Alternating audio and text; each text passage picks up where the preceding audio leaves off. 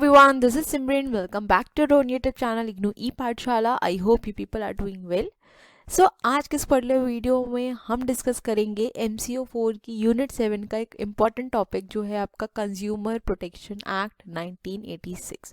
मेरे पास बहुत ज़्यादा रिक्वेस्ट आ रही है MCO 4 डिस्कस करने के लिए, क्योंकि आप लोगों को शायद टॉपिक्स काफ़ी डिफ़िकल्ट लग रहे हैं या फिर थ्योरी पोर्शन इतना ज़्यादा है कि आपको समझ नहीं आ रहा है कि एग्जैक्टली आपको क्या पढ़ने की ज़रूरत है।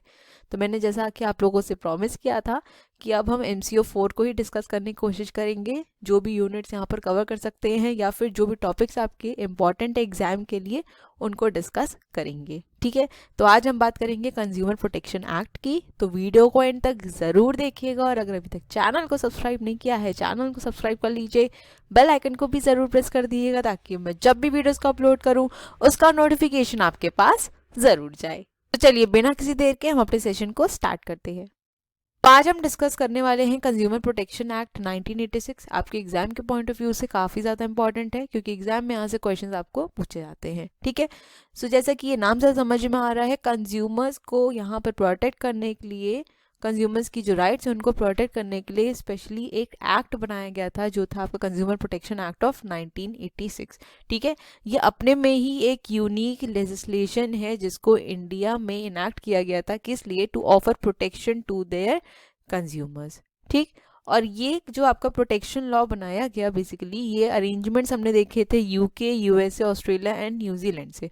अब अगर आपको सिविक्स में थोड़ा भी इंटरेस्ट है और आपने अगर पढ़ा होगा तो हमने काफ़ी ऐसे अरेंजमेंट्स हैं जो यूएसए, ऑस्ट्रेलिया से लिए हैं, कुछ जो लॉज वहाँ पर ऑलरेडी इम्प्लीमेंटेड थे और हमने अपनी कंट्री में भी उनको लागू करने की कोशिश करी है। ठीक है, तो ऐसे काफ़ी लॉज हैं। तो इस तरीके से आपका जो कंज्यूमर प्रोटेक्शन का लॉ है उसको भी हमने फॉरेन से ब्रॉट अप किया है। ठीक है, so the main objective of this act is to provide for better protection of the interest of the consumers. ठीक है, तो कंज्यूमर्स की प्रोटेक्शन के लिए, कंज्यूमर्स का जो इंटरेस्ट है वो बचा रहे, इसके लिए आपका कंज्यूमर प्रोटेक्शन एक्ट बनाया गया था। So this protection act covers all goods and services of all public, private और cooperative sectors except those exempted by the central government. तो कंज्यूमर प्रोटेक्शन एक्ट के अंदर आपके सिर्फ गुड्स ही नहीं, आपकी सर्विसेज भी आती हैं, और कौन सी? आपकी चाहे पब्लिक हो, चाहे प्राइवेट हो, चाहे आपके कोऑपरेटिव सेक्टर्स की हो, एक्सेप्ट दोज जो कि सेंट्रल गवर्नमेंट ने इसमें एग्जेम्प्ट कर रखी हो। इसके अलावा जितनी भी आपकी गुड्स एंड सर्विसेज हैं वो सभी आपकी कंज्यूमर प्रोटेक्शन एक्ट के अंदर आ जाएंगी। ठीक है, The Act provides a platform for the consumer where they can file their complaint, and the forum takes action against the concerned supplier, and compensation is granted to the consumer for the hassle he or she has encountered. ठीक है, तो consumers को यहाँ पर protect करने की ही बात करी जा रही है और साथ ही साथ एक्शन भी लिया जा सकता है। अगर कोई कंज्यूमर यहाँ पर कंप्लेन कर देता है तो जो फोरम है वो सप्लायर के ऊपर एक्शन लेगी और जो भी कॉम्पनसेशन बनता है वो कंज्यूमर तक पहुंचाएगी। ठीक है, आई होप इसका जो बेसिक कॉन्सेप्ट है वो समझ में आ गया कि कब ये आपका आया और हमने कहाँ से ये अरेंजमेंट लिया है और इसके अंदर आपके क्या क्या चीज़ें आती हैं। ठीक है, चलते हैं नेक्स्ट स्लाइड की तरफ। नेक्स्ट अब देख लेते हैं इसके फीचर्स। पहला फीचर दिया है that it applies to all goods and services unless specifically exempted by the central government. तो ये पॉइंट अभी हमने देखा। नेक्स्ट है that it covers all sector whether private, public और कोऑपरेटिव। ठीक है, तो ऐसा नहीं है सिर्फ पब्लिक सेक्टर में ही एप्लीकेबल है या सिर्फ प्राइवेट सेक्टर में, पब्लिक, प्राइवेट, कोऑपरेटिव हर एक सेक्टर में आपका कंज्यूमर प्रोटेक्शन एक्ट एप्लीकेबल होता है। ठीक है, नेक्स्ट पॉइंट है it envisages establishment of consumer protection council at central, state and district levels whose main object shall be to promote and protect the rights of the consumer। अब जब consumer को यहाँ पर प्रोटेक्शन देने की बात करी जा रही है तो कंज्यूमर प्रोटेक्शन काउंसिल्स भी बनाई जाती हैं। उन काउंसिल्स का क्या काम होता है कि आप जो कंज्यूमर्स हैं उनकी राइट्स को आप प्रोटेक्ट कर सके। ठीक है, बाकी जो भी अवेयरनेस प्रोग्राम्स हैं, अवेयर करना है कंज्यूमर्स को, वो भी क्या करती हैं? ये काउंसिल्स ही प्रोवाइड करती हैं। ठीक है, जैसे आपने सुना होगा जागो ग्राहक जागो, है ना, और इस तरीके के आपके काफ़ी एडवर्टीजमेंट्स आते रहते हैं। ठीक है, तो ये काउंसिल्स बेसिकली ये सब चीज़ों को गवर्न करती है। इनका मेजर जो मोटिव रहता है वो यही रहता है कि हम अपने कंज्यूमर्स को अवेयर करें प्लस उनकी राइट्स को प्रोटेक्ट कर सकें। ठीक है, नेक्स्ट पॉइंट है the provision of this act are in addition to and not in derogation of the provision of any other act. अब इस लाइन का क्या मतलब हुआ कि जो हमारा कंज्यूमर प्रोटेक्शन एक्ट है वो किसी और एक्ट को यहाँ पर वायलेट नहीं करता है, ना ही उससे कोई और एक्ट अफेक्ट होता है, ठीक है, क्योंकि ये यूनिक लेजिस्लेशन के थ्रू बनाया गया था, ठीक है। अब यहाँ पर काफ़ी इंपॉर्टेंट पॉइंट्स हैं जो आपको याद रखने की ज़रूरत है कि आपको जो कंज्यूमर प्रोटेक्शन एक्ट है वो कितनी बार अमेंड हुआ है, इसमें कितनी बार कुछ चेंजेस लाए गए हैं, ठीक है। So it may be noted that the consumer protection act of 1986 has been substantially amended by the consumer protection amendment act of 1993, again by amendment act of 2002 जो कि आपका इफेक्टिव हुआ था 10 मार्च 2003 में, और रिसेंटली आपका जो कंज्यूमर प्रोटेक्शन एक्ट है वो 2019 में चेंज हुआ है, ठीक है। अब इसको कंज्यूमर प्रोटेक्शन एक्ट 2019 कहा जाने लगा है क्योंकि इसमें काफ़ी जो प्रोविजंस हैं उनको चेंज किया गया है, लेकिन अभी आपके जो कोर्स है उसमें इसको अपडेट नहीं किया है, तो इसके मैं प्रोविजंस यहाँ पर लेकर नहीं आई हूँ आप लोगों के लिए, ठीक है। बट आप लोग के अपडेशन के लिए यहाँ पर मैंने इसको सिर्फ ऐड कर दिया है कि कंज्यूमर प्रोटेक्शन एक्ट 2019 अब आ गया है जिसमें कुछ प्रोविजंस को चेंज कर दिया गया है, ठीक है। नेक्स्ट आ जाते हैं हम राइट्स ऑफ कंज्यूमर की तरफ। ये काफ़ी ज़्यादा इंपॉर्टेंट है और ये 6 की 6 राइट्स आपको पता होनी चाहिए क्योंकि एग्जैक्टली 6 राइट्स ही हैं आपके कंज्यूमर प्रोटेक्शन एक्ट के अंदर, ठीक है। तो सबसे पहला पॉइंट है हमारा right to safety. Right to safety का क्या मतलब हुआ that the right to be protected against the marketing of goods and services which are hazardous to life and property. तो हमें कंज्यूमर्स को ऐसे गुड्स नहीं प्रोवाइड करने चाहिए जो उनकी लाइफ और प्रॉपर्टी को नुकसान पहुंचा सकता है। अगर कोई सप्लायर ऐसा करता है तो यहाँ पर अगर आपका जो कंज्यूमर है उसने कंप्लेन कर दी तो यहाँ पे सप्लायर के ऊपर एक्शन लिया जा सकता है, ठीक है। नेक्स्ट पॉइंट है राइट टू बी इन्फॉर्म्ड। अब जो कंज्यूमर है उसको हर एक इंफॉर्मेशन होनी चाहिए जो भी वो प्रोडक्ट परचेज कर रहा है या फिर जो भी वो सर्विसेज को अवेल कर रहा है कि जो प्रोडक्ट है उसकी क्वालिटी कैसी है, उसकी क्वांटिटी कितनी है, उसका एमआरपी क्या है, प्रोडक्ट स्टैंडर्ड के अकॉर्डिंग बना है कि नहीं बना है, उसकी हेल्थ को कुछ नुकसान होगा कि नहीं होगा, इन सब चीज़ के बारे में कंज्यूमर को पता होना चाहिए, ठीक है। That is the right to be informed about the quality, quantity, potency, purity, standard and price of the goods or services as the case may be, so as to protect the consumer against unfair trade practices, ठीक है। I hope ये point समझ में आ गया होगा। Next है right to choose. अब ये राइट क्या बोलती है कि जो कंज्यूमर है उसके पास इनफ चॉइस होनी चाहिए कि वो अपने डिसीजंस ईजिली ले सके, ठीक है। अगर मार्केट में डिफरेंट टाइप्स ऑफ प्रोडक्ट हैं और अगर सेम कैटेगरी के प्रोडक्ट डिफरेंट मार्केटर्स उसके लिए, तो इनका जो प्राइस होता है वो नियर अबाउट सेम ही होता है। तो ये कंज्यूमर के ऊपर डिपेंड करता है कि वो कौन सा प्रोडक्ट चूज करना चाहता है, ठीक है। अब वो उनकी प्राइजेस को देखे, उसकी क्वालिटी को देखे, उसकी क्वांटिटी को देखे, उसकी पैकेजिंग को देखे, वो पूरा का पूरा किस पे डिपेंड करता है, कंज्यूमर के ऊपर डिपेंड करता है, ठीक है। So it means the right to be assured wherever possible access to a variety of goods and services at a competitive prices, ठीक है। अगर आप बहुत ज़्यादा हाई चार्ज कर रहे हैं प्राइस कंज्यूमर से और अगर आपको सब्सिट्यूट ऑलरेडी मार्केट में अवेलेबल है तो कंज्यूमर आपसे प्रोडक्ट कभी भी परचेज नहीं करेगा क्योंकि वो कॉम्पिटिटिव प्राइजेस ही आपसे एक्सपेक्ट करेगा। लेकिन अगर हम मोनोपोलीज के केस की बात करें, जैसे आपकी जो रेलवेज हैं, है ना, इनका कोई सब्सिट्यूट नहीं है, इनका कोई ऑल्टरनेटिव नहीं है, तो यहाँ पर कंज्यूमर क्या एक्सपेक्ट करेगा कि अगर मैं इतना यहाँ पे रेंट दे रहा हूँ या इतना फेयर्स दे रहा हूँ तो मुझे उतनी सर्विस भी मिलनी चाहिए, राइट। अगर आप ट्रेन का कोई भी एक टिकट ले रहे हैं, आपका जो टिकट है कॉस्टली है, तो आप एक्सपेक्ट करोगे कि आपको ट्रेन के अंदर वो सारी फैसिलिटीज़ मिले जिससे आपको ये लगे कि आपने जितना भी पैसा खर्च किया है वो वर्दी है, ठीक है। So it means right to be assured of satisfactory quality and the services at a fair price, ठीक। आई होप पॉइंट क्लियर हो गया। नेक्स्ट पॉइंट है हमारा राइट टू बी हर्ड। अब कंज्यूमर क्या चाहता है कि अगर उसको कुछ भी लग रहा है कि प्रोडक्ट में कुछ गड़बड़ी है, प्रोडक्ट उसको सूट नहीं करा, ठीक है, प्रोडक्ट की क्वालिटी ठीक नहीं है, प्रोडक्ट जितनी क्वांटिटी में बोला गया तो उतनी क्वांटिटी में नहीं है, तो कंज्यूमर चाहता है कि जो सप्लायर है, जो जिस भी पर्सन ने उसको वो प्रोडक्ट सेल किया है वो उसकी बात को सुने, ठीक है। और अगर वो नहीं सुनता है तो फिर कंज्यूमर क्या करता है, कंज्यूमर फोरम्स तक जाता है और अपनी बात को वहाँ पर बताता है, ठीक है। That is that the consumers interest will receive due consideration and appropriate forums. It also includes right to be represented in various forums form to consider the consumers welfare, ठीक है। अगर सप्लायर नहीं सुनेगा तो सीधे फोरम के पास जाएगा और अपनी बात कहेगा वहां पे कंज्यूमर, तो कंज्यूमर चाहता है कि उनकी बात सुनी जाए, ठीक। नेक्स्ट है right to seek redressal.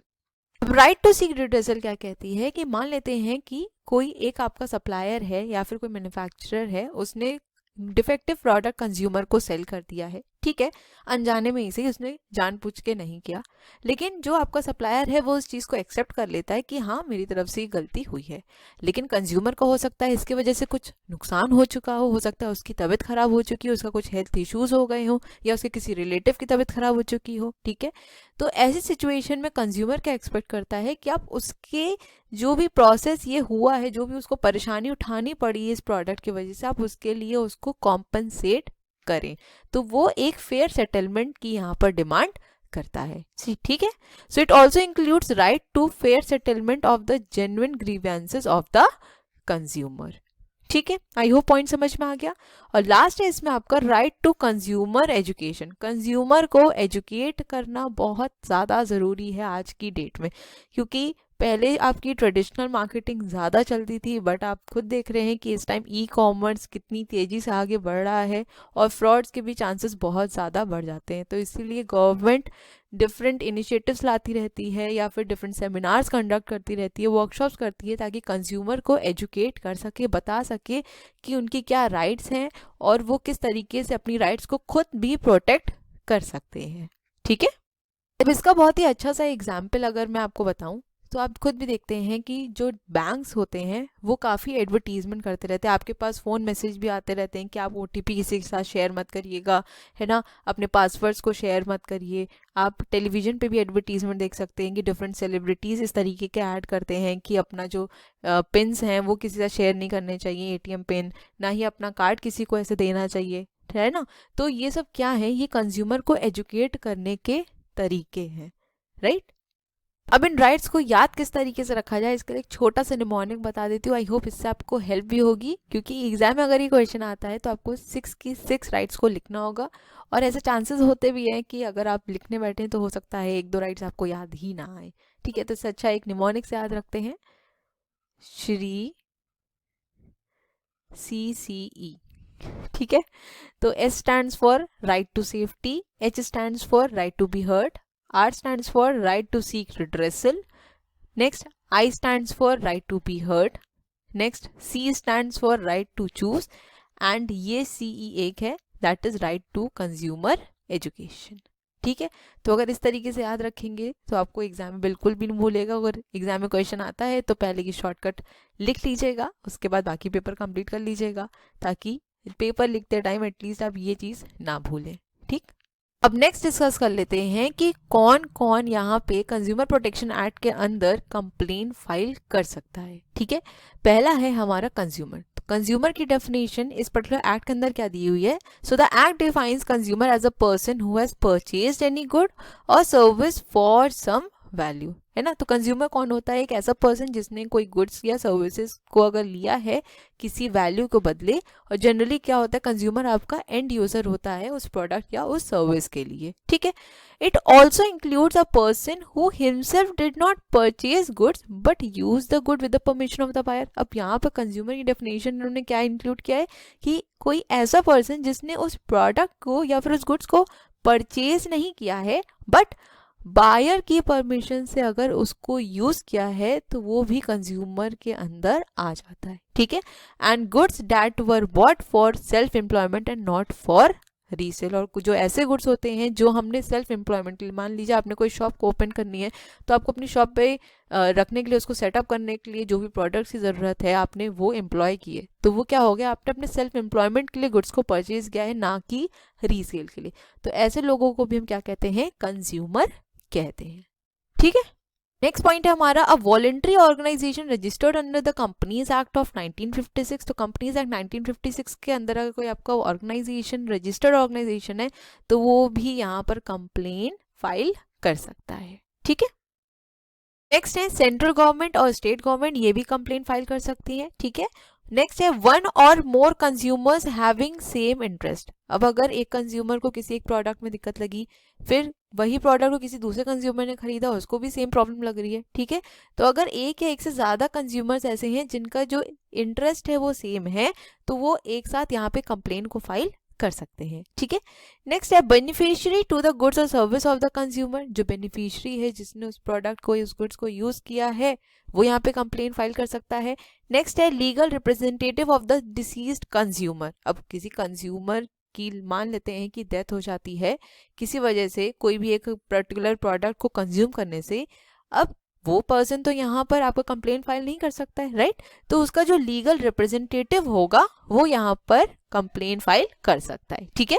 Next है legal representative of the heirs of the deceased consumer. मान लीजिए जो भी कंज्यूमर की डेथ हुई है, उनके किड्स हैं, ठीक है, तो यहाँ पर वो डायरेक्टली तो कंप्लेन फाइल नहीं कर सकते, ठीक है। तो उनके बदले जो उनका लीगल रिप्रेजेंटेटिव होता है वो यहाँ पर कंप्लेन को फाइल कर सकता है, ठीक। नेक्स्ट है स्पाउस ऑफ द कंज्यूमर। अब शायद ये तो मुझे बताने की जरूरत नहीं कि स्पाउस का मतलब क्या होता है, ठीक है। और लास्ट पॉइंट है हमारा रिलेटिव ऑफ द कंज्यूमर। तो ये सभी लोग हैं जो कंप्लेन फाइल कर सकते हैं, ठीक है। आई होप क्लियर होगा। चलते हैं नेक्स्ट स्लाइड की तरफ। अब नेक्स्ट है हमारा what complain can be filed. अब हमने ये तो देख लिया कि कौन कौन कंप्लेन फाइल कर सकता है। अब क्या कंप्लेन्स फाइल की जाती है ये देख लेते हैं। सबसे पहला है एन अनफेयर ट्रेड प्रैक्टिस और restrictive trade practice adopted by any trader और सर्विस प्रोवाइडर। सो ऐसी कुछ सर्विसेज जिनको प्रोहिबिट किया गया है, रिस्ट्रिक्ट किया गया है कि ये सब प्रैक्टिस आपको नहीं करना है, और अगर कोई ट्रेडर या फिर कोई सर्विस प्रोवाइडर ऐसी प्रैक्टिसेस कर रहा है तो क्या कर सकते हैं, उनके ऊपर हम यहाँ पर कंप्लेन कर सकते हैं, उनके ऊपर केस कर सकते हैं, ठीक है। नेक्स्ट है that goods bought by him or her or agreed to be bought by him or her suffer from one और मोर डिफेक्ट्स। अगर प्रोडक्ट के अंदर कोई डिफेक्ट्स हैं तो यहाँ पे आप क्या कर सकते हो, उसके लिए कंप्लेन कर सकते हो, ठीक है। नेक्स्ट पॉइंट है दैट सर्विसेज हायर्ड और अवेल्ड ऑफ और अग्रीड टू बी हायर्ड और availed by him suffer from deficiency in any respect. तो जैसे आपके गुड्स में केस में होता है कि अगर गुड्स में कुछ डिफेक्ट है तो इसके लिए आप कंप्लेन फाइल कर सकते हो। सिमिलरली सर्विसेज में अगर आपको कुछ दिक्कत हुई, जो भी सर्विसेज आपने अवेल की, अगर उन सर्विसेज आप सेटिस्फाइड नहीं है, ठीक है, या फिर उसमें जो भी आपसे बोला गया वो चीज़ें नहीं करी गई, तो इस केस में भी आप क्या कर सकते हो, कंप्लेन फाइल कर सकते हो। सर्विसेज जैसे आपकी जो बैंकिंग सर्विसेज हैं, इंश्योरेंस सर्विसेज होती हैं जैसे आपका, ठीक है, तो अगर उसमें कुछ क्लेम किया गया है सर्विसेज के लिए, ये बोला गया था कि ये चीज़ें कवर करी जाएंगी बट उन चीज़ों को कवर नहीं किया गया, तो आप उसके लिए कंप्लेन फाइल कर सकते हैं, ठीक है। नेक्स्ट पॉइंट है अ ट्रेडर और the service provider as the case में be has charge for the goods और services mentioned in the complaint a price in excess. अगर जो आपका ट्रेडर है या सर्विस प्रोवाइडर है, जो भी गुड्स प्रोवाइड कर रहा है या फिर जो भी सर्विसेज आपको अवेल करवा रहा है, अगर उसका जो प्राइस है वो एक्सेस में चार्ज करता है, फिक्स बाय और under any law for the time being in force, second displayed on the goods or any package containing such goods, and C displayed on the price list exhibited by him और agreed between the parties। तो simple से कहने का मतलब यहाँ पर ये है कि अगर कोई भी यहाँ पर आपको सर्विस प्रोवाइड की जा रही है या फिर कोई भी गुड्स आपको दिए जा रहे हैं और उसके जो चार्जेस हैं, जो प्राइस आपको कोट किया जा रहा है वो एक्सेस में कोट किया जा रहा है, तो इसके लिए आप कंप्लेन फाइल कर सकते हैं, ठीक है। नेक्स्ट पॉइंट है that goods which will be hazardous to life and safety when used are being offered for sale to public in contravention of any standards relating to safety of such goods as required to be complied with by or under any law for the time being in force, or if the trader could have known with due diligence that the goods so offered are unsafe to the public. तो यहाँ पर सीधे सीधे बोला गया है कि जो गुड्स आपकी लाइफ और आपकी सेफ्टी के लिए हजार्डियस हैं, अगर ऐसे गुड्स पब्लिक को ऑफर किए जा रहे हैं तो यहाँ पर कंप्लेन फाइल की जा सकती है। अब कई बार ऐसा होता है कि जो सेलर है या ट्रेडर है उसको नहीं पता है कि गुड्स में कुछ प्रॉब्लम हो गई, गुड्स और डिफेक्टिव हो गए हैं, ठीक है, तो इस केस में भी आप कंप्लेन कर सकते हैं, बट हो सकता है जो आपका सेलर है या ट्रेडर है वो आपको कॉम्पनसेट कर दे। लेकिन अगर जानबूझ के यहाँ पर जो ट्रेडर है वो आपको गलत प्रोडक्ट प्रोवाइड कर रहा है, ठीक है, जिससे आपकी लाइफ भी जा सकती है, आपके सेफ्टी के इश्यूज हो सकते हैं, तो आप इस केस में भी क्या कर सकते हैं, कंप्लेन फाइल कर सकते हैं, ठीक है। लास्ट पॉइंट है that the services which are hazardous or likely to be hazardous to the life and safety of the public when used are being offered by the service provider which such person could have known with due diligence to be injurious to life and safety. तो जैसा goods के लिए applied होता है वैसे आपके service के भी ये चीज़ अप्लाई होती है. हम कोई ऐसे सर्विसेज ना प्रोवाइड करें जिसकी वजह से किसी पर्सन की लाइफ पे बात आ जाए. अगर ऐसा कुछ होता है तो उसके लिए भी हम कंप्लेन फाइल कर सकते हैं. ठीक है. आ जाता है where to file a complaint. तो हमने ये देख लिया कि कौन कौन कंप्लेन फाइल कर सकता है, किन चीज़ों को लेके हम कंप्लेन फाइल कर सकते हैं. अब कंप्लेन फाइल कहाँ करनी है ये देखते हैं. So if the value of the goods और services and the compensation if any claimed does not exceed rupees of 20 lakh the complain can be filed in the district forum. ठीक है. तो अगर जो आपका अमाउंट है वो 20 लाख अगर एक्सीड नहीं करता है, ठीक है, मतलब अप टू 20 लाख है अगर, तो आप डिस्ट्रिक्ट फोरम में कंप्लेन कर सकते हैं. ठीक है.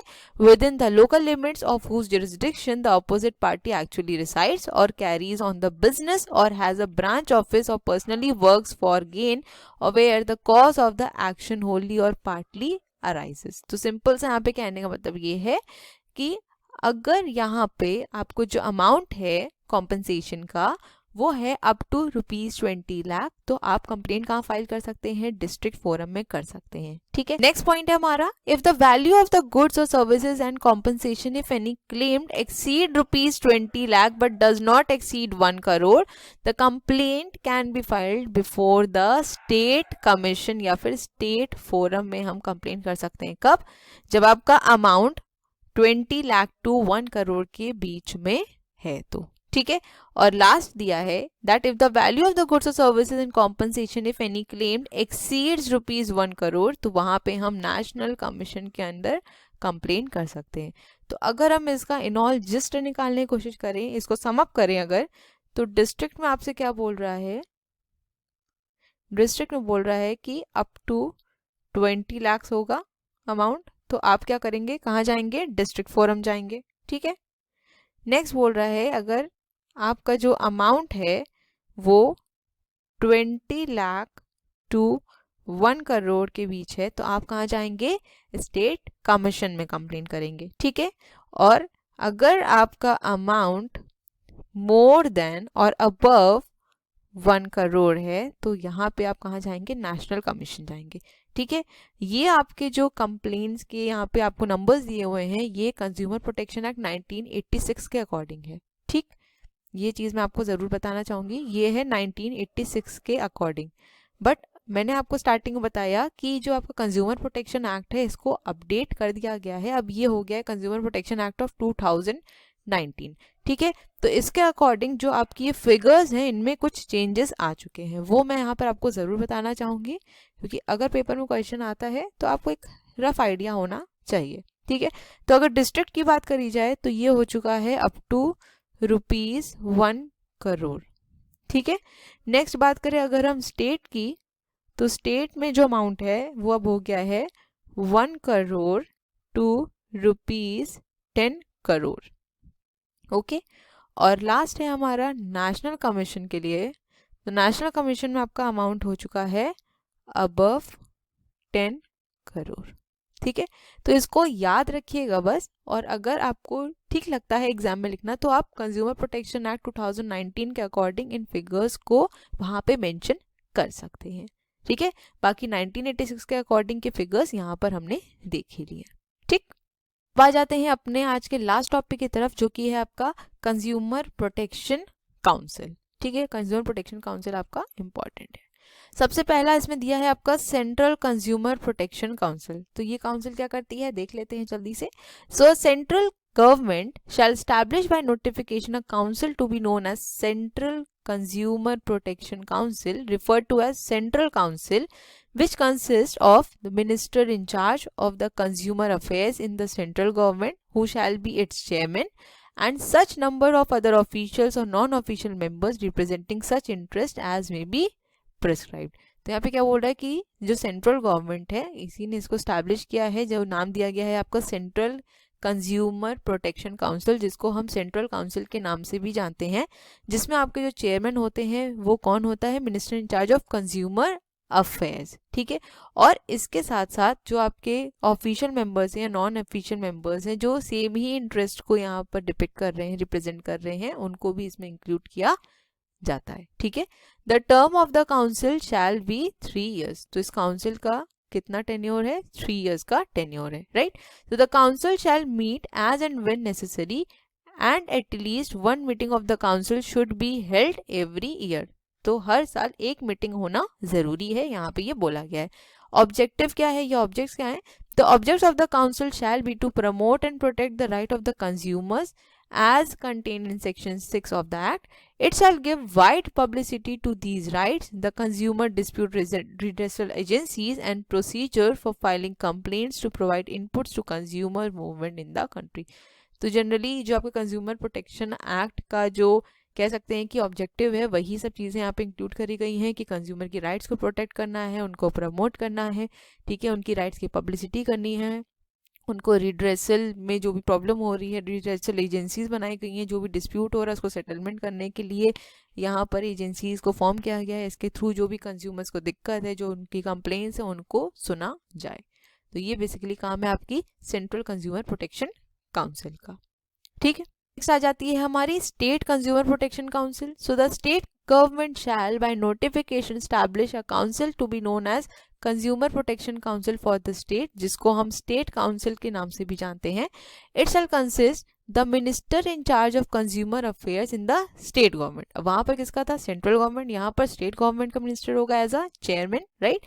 And such number of other officials and non-official members representing such interest as may be prescribed। तो आप देख रहे हैं कि जितना हमने उधर पढ़ा, यहाँ पर भी सेम ही चीज़ बोली गई है, बस वहाँ पे आपको सेंट्रल गवर्नमेंट के कॉन्टेक्स्ट में बोल रहा था, यहाँ पर आपको स्टेट गवर्नमेंट के कॉन्टेक्स्ट में बोल रहा है, ठीक है।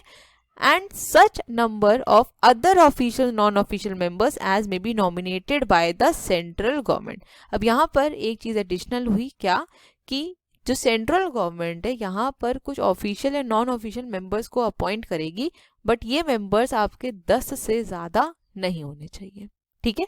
The state council shall meet as and when necessary but not less than 2 meeting shall be held every year, ठीक है। तो 2 मीटिंग्स तो होना ज़रूरी है, राइट।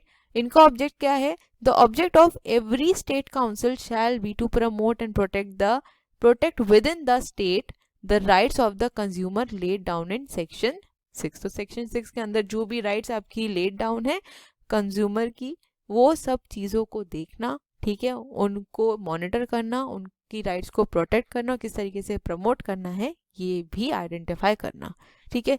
तो ऑलमोस्ट सबका ही जो यहाँ पे वर्क है वो लगभग सेम ही है, ठीक है।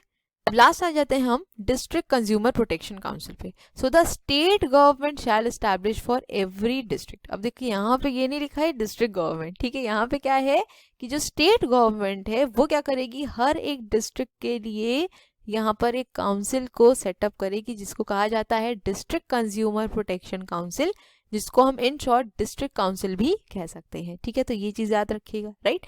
Consisting of the collector of the district. अब यहाँ पर आपका कौन, एक तो इस कह रहे हैं हम चेयरमैन कौन होगा यहाँ पर, जो आपके डिस्ट्रिक्ट का कलेक्टर है, ठीक है। Who shall be its chairman and such number of other officials and unofficial members representing such interest as may be prescribed by the state government, right? So the district council shall meet as and when necessary but not less than 2 meetings shall be held every year। तो जैसा हमने state में पढ़ा था, यहाँ पर भी same ही चीज बोल रहा है। यहाँ पे ऑब्जेक्टिव क्या है? तो objects of every district council shall be to promote and project within the district the rights of the consumer as laid down in section 6 of the act. तो इसमें सिंपल सा समझने का मतलब यही था कि सबसे पहले ये देखना कि इसको कौन सेटअप कर रहा है, ठीक है। तीनों काउंसिल में सबसे पहला पॉइंट क्या देखना है कि सेटअप कौन कर रहा है।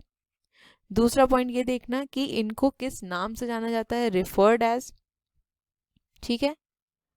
तीसरी चीज कि इसके चेयरमैन कौन है, प्लस ऑफिशियल और नॉन ऑफिशियल मेंबर्स, ठीक है, non official members, plus next point इसका टेन्योर कितने टाइम का है अगर मेंशन है, राइट। फिफ्थ पॉइंट जो मीटिंग होनी है वो कब होनी है, और सिक्स्थ पॉइंट इनके ऑब्जेक्टिव्स क्या हैं या ऑब्जेक्ट्स क्या हैं, ठीक है, आई होप यहाँ तक जितना डिस्कस किया क्लियर हो गया होगा आप लोग को। आज का हमारा सेशन यहीं तक था एंड आई होप कि जितनी भी चीज़ें हमने डिस्कस करी कंज्यूमर प्रोटेक्शन एक्ट को लेकर आपको सभी चीज़ें क्लियर हो गई होंगी, और इसको पढ़ने के लिए मैंने आपको यहाँ पर बता दिया है कि किस तरीके से आप इन्हें याद रख सकते हैं। ठीक है, दूसरी चीज़ यहाँ पर मैं बोलना चाहूँगी कि जो हमने यहाँ पे डिस्कस किया था फिगर्स के बारे में, ठीक है, ये फिगर्स को आप याद रखिएगा, साथ ही इन फिगर्स को भी याद ज़रूर रख लीजिएगा। ठीक है, क्योंकि क्वेश्चन अगर एग्जाम में आएगा तो वो 1986 के अकॉर्डिंग ही आएगा, तो आपको यही फिगर्स लिखनी है, तब वहाँ पर ये मत लिख के आइएगा, वो गलत हो जाएगा, क्योंकि ये आपकी जो अपडेट करी गई है वो कंज्यूमर प्रोटेक्शन एक्ट 2019 के लिए अपडेट करी गई है। ठीक, अगर आपको एग्जाम में ये लिखना ही है ताकि एग्जामिनर के ऊपर एक अच्छा इंप्रेशन पड़े एंड उनको लगे कि हाँ आप अवेयर हैं, तो आप अलग से हेडिंग डाल के लिखिएगा कि कंज्यूमर प्रोटेक्शन एक्ट 2019 के अकॉर्डिंग इन फिगर्स को अपडेट कर दिया गया और ये फिगर्स अब ये हैं।